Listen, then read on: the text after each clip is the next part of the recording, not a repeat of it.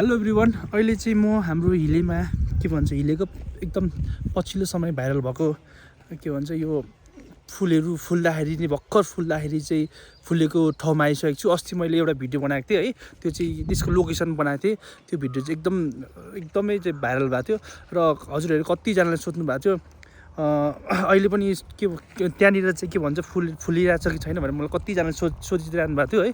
म पनि आफ्नै कामको व्यस्तताले गर्दाखेरि मैले हजुरहरूलाई पनि जानकारी दिन सकेको थिइनँ र के भन्छ अहिले फुलहरू चाहिँ अलिअलि झरिरहेको रहेछ। तर यहाँ चाहिँ के भन्छ भिडियोहरू चाहिँ एकदम राम्रो आउने क्या।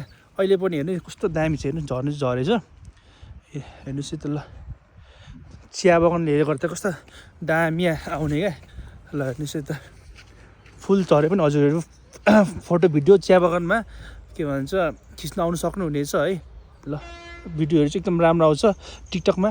तर एउटा तपाईँहरूलाई एउटा कुरा थाहा छ मलाई चाहिँ के लाग्छ नि, टिकटकमा भाइरल भएको ठाउँमा आउँदाखेरि पनि त तपाईँको हामीले आएर फोटो भिडियो खिच्दा पनि भाइरल भएको ठाउँमा चाहिँ हाम्रो भिडियोहरू पनि भाइरल हुँदैछ क्या। हेर्नुहोस् त त्यहाँ दाइरामा आएको छ होइन दाइ, कस्तो छ दाइ? अहिले सकेछ दाइ, तर सके पनि तपाईँहरू आउनुहोस् होइन, चिया बगानमा एकदम राम्रो छ है। ल